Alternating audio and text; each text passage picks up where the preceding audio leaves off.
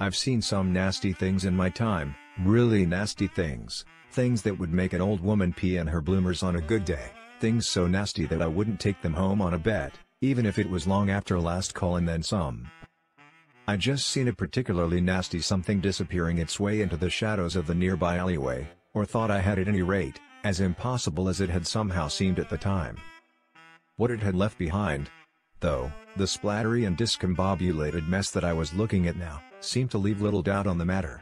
She had probably been pretty once, and probably highly doable too, but no more, even if she was in the more or less right position and barefoot to say the very least.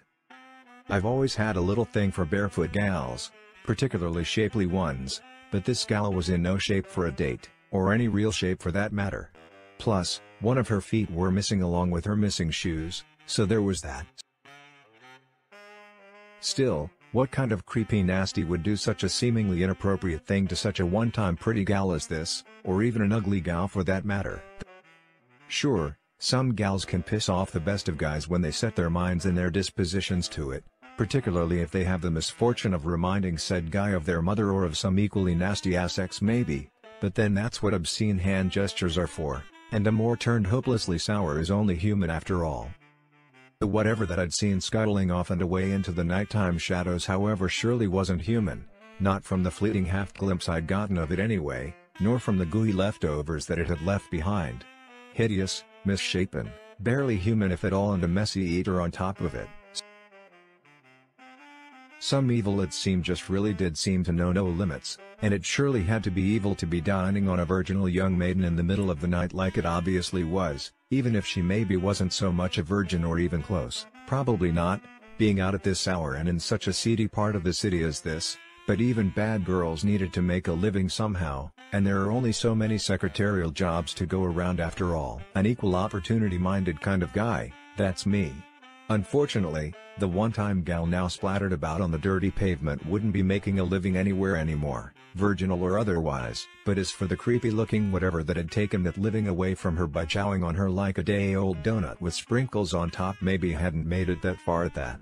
At least judging from the haphazard way that it had been moving. In fact, thinking about it now, maybe it was even still close by, watching maybe. Thinking about it just a little more yet, I seemed suddenly to be picking up the tiniest little bit of a gamey scent on the stagnant nighttime air, something that smelled curiously like an old man's armpit after a particularly odorous 3-day bender, or a fat woman's butt crack maybe. More curiously yet, it seemed to be coming from the shadowy depths of the nearby alleyway, almost as if the whatever it was still lurking in there somewhere in the dark, waiting for me, maybe. An unpalatable notion to say the least, but one that was suddenly making sense somehow at that. Without giving any more real thought to the matter, I've always thought thinking to be a tad bit overrated anyway, I carefully made my way cautiously into the waiting mouth of the festering alleyway in question, and then just a little more. Suddenly, a noise.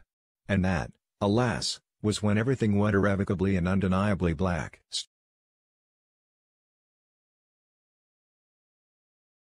Oh, and one last thing. Are you a literary agent looking for the next big thing? Author, artist, designer Jameson Tucker is looking for you, seriously. Make contact today, because great writerly works don't sell themselves.